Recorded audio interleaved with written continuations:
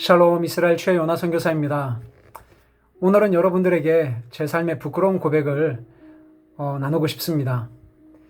여러 사건들이 있었지만 이 사건은 저에게 있어서 참으로 부끄럽고 수치스럽고 고개를 들 수 없을 만큼 민망한 가슴 아픈 사건이었습니다. 저에게는 너무나 가슴 아픈 수치스러운 사건이지만 이 나눔이 어떤 분들에게는 하나님을 새롭게 만나는 좋은 계기가 되었으면 좋겠습니다. 제가 쓴 책 내가 나의 영광을 짓밟았다의 7번째 나오는 내용이기도 합니다. 제목은 그것은 비겁한 변명입니다 라고 나와 있습니다. 제가 신학을 공부하고 사역자로 헌신하면서 안양에 있는 어느 교회에 전도사로 사역을 하게 되었습니다. 학생부와 교회 찬양팀을 맡게 되었는데요. 어느 토요일 오후에 안경점에 일이 있어서 교회 12인승 봉고차를 몰고 방문을 하게 되었습니다. 아니나 다를까 그 안경점 앞에는 어떤 차가 주차가 되어 있었는데 옆으로 턴을 하는 순간 그 차의 옆부분을 긁게 되었습니다. 여러분 보통 이렇게 차를 주차하다가 접촉사고가 나면 어떻게 해야 되죠? 여러분 잘 아시잖아요. 그죠? 어떻게 해야 되는지. 너무나 갑작스러운 사고에 두려움이 엄습해오자 저는 아무도 못 받겠지 라는 생각에 도망을 쳤습니다. 아무도 못 봤을 거야 라고 하는 거짓된 안도감 속에 있던 중에 교회 부목사님으로부터 전화를 받게 되었습니다. 이렇게 말씀하시는 거예요. 최 전도사 지금 어디야? 예 목사님 지금 잠시 나와 있습니다. 너무나 어설픈 변명이죠. 아니 무슨 사고 쳤어? 누가 교회로 신고를 했는데 우리 교회 봉고차가 사고를 내고 도망을 쳤다는데. 그렇습니다. 그 안경점은 시장통 안에 있는 안경점이었고요. 많은 사람들이 또 행인분들이 지나가는 골목에 있었습니다. 네. 운전하다가 사고가 났으면 빨리 가서 조치를 취해야지. 그렇게 있으면 어떡하냐고 라고 말씀하시는 거예요. 예 목사님 알겠습니다. 빨리 가서 처리하겠습니다. 죄송합니다. 안경점으로 다시 차를 몰고 갔더니 그 차주 되시는 분이 얼굴이 벌게 가지고 저를 보시더니 고래고래 고함을 지르시고 교회를 욕하고 저를 비난하시는데 고개를 정말 들 수가 없었습니다. 너무너무나 부끄러운 일이었습니다. 정말 도망치고 싶은 심정이었습니다. 그것도 교회 이름이 적힌 교회 봉고차를 가지고 사고가 났는데 조치도 취하지 않고 도망을 쳤으니 이 얼마나 부끄러운 일입니까? 하나님의 얼굴에 먹칠을 하고 교회 얼굴에 먹칠을 하고 그리고 제 양심과 사역자라고 하는 허울 좋은 제 모습이 들통이 나는 그런 순간이었습니다. 경찰서에 가서 조서를 쓰고 신고를 당해도 아무 할 말이 없었던 그런 상황이었습니다. 사건을 마무리하고 집으로 돌아가는 길이 천근만근이었습니다. 온통 생각은 내일 주일인데 이거 어떻게 해야 되나. 목사님께 말씀드리고 사직을 해야 되겠다. 나는 더 이상 이 교회에서는 사역을 할 수 없겠구나라는 그런 생각을 했습니다. 설교도 문제지만 그동안 학생부 아이들에게 예수 그리스도의 복음이면 충분하다. 그리고 너희들이 세상과 타협하면서 사는 것은 그리스도인이 아니다. 그렇게 복음으로 살라고 자신만만하게 소리치고 복음으로 살지 않고 세상과 적당히 타협하면서 안일하게 살고 있는 학생들을 다그치고 또 때때로는 혼내기도 하고 꾸짖고 세례 요한처럼 바울처럼 그렇게 학생들에게 복음으로 살라고 외치면서 나는 정말 하나님의 사람이야. 나는 정말 하나님 앞에서 바르게 신앙생활을 하고 있다라고 자부를 했던 시절이었습니다. 그렇게 그 아이들을 영적으로 일깨우고 있다라고 생각을 했었는데 그렇게 자부를 했는데 이 사건은 저 자신의 그런 밑바닥을 드러낸 사건이었습니다. 집에 들어가자마자 아내는 제 얼굴을 보더니 얼굴빛이 너무 안 좋으니까 무슨 일이 있느냐고 그렇게 묻더라고요. 자초지종을 간단하게 설명을 하고 내가 지금 하나님과 개인적으로 해결해야 될 문제가 있다. 나를 위해서 기도해 달라. 그리고 방문을 걸어 잠궜습니다. 그리고 무릎을 꿇고 대성통곡을 했습니다. 얼마나 애통해 했는지, 얼마나 고함을 치며 눈물을 흘리며 슬퍼했는지 모릅니다.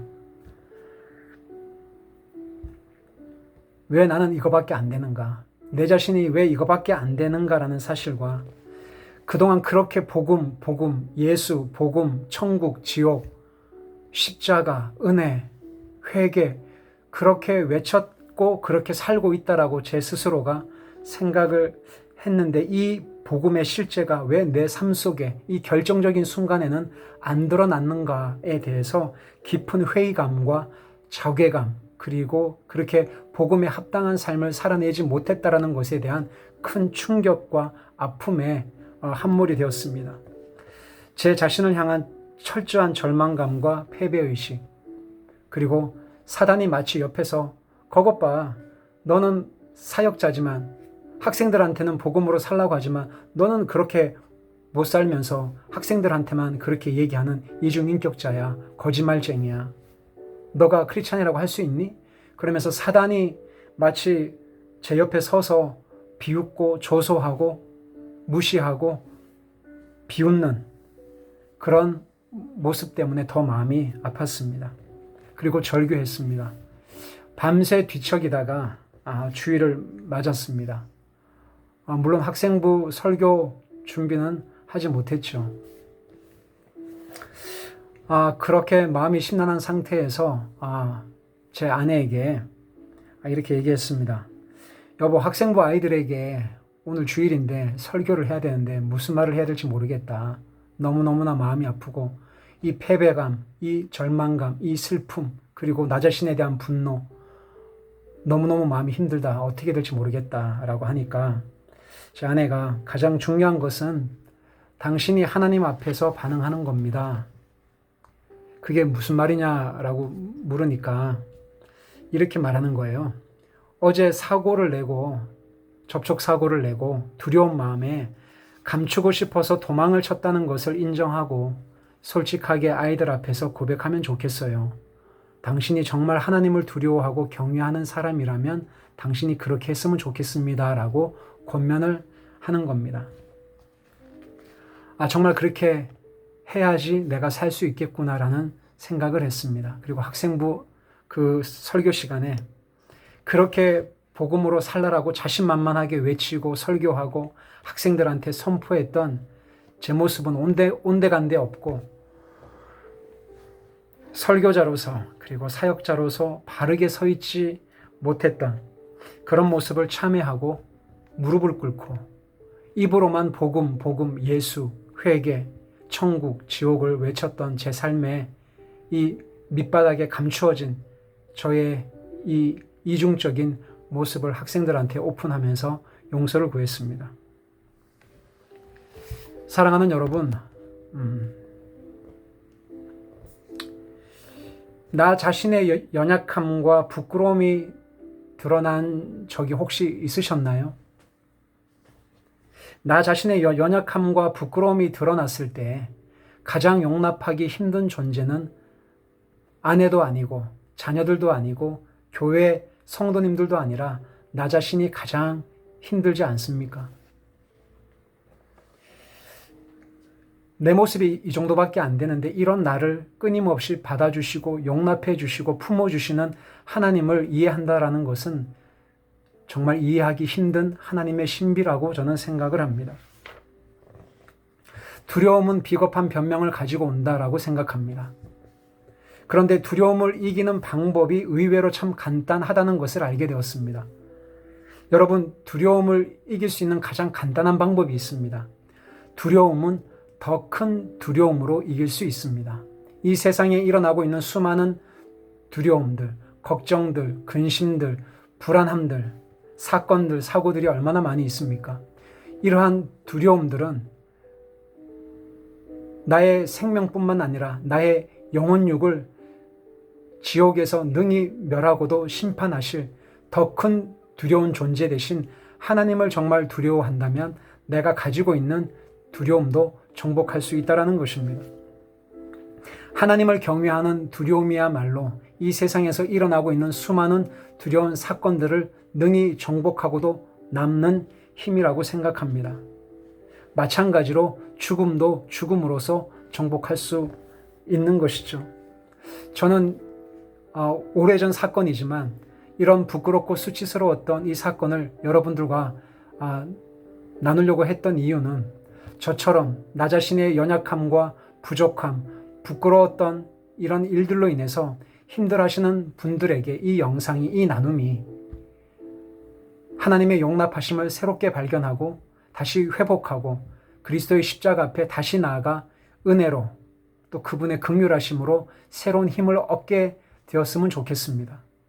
저의 나눔이 여러분에게 조금이나마 도움이 되었다면 어떠한 이유로 인해서 힘들어하고 지치고 고민하고 갈등하고 그리고 교회를 떠나 계시는 분들 혹은 시험에 드신 분들 그리고 나 자신이 용납이 안 돼서 힘겨운 싸움을 싸우고 계시는 분들에게 이 영상을 좀 나누어 주셨으면 좋겠습니다.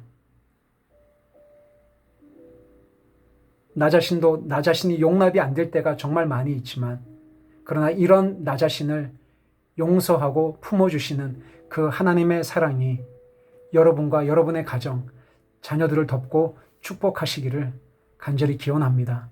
여러분 감사합니다. 늘 평안하십시오.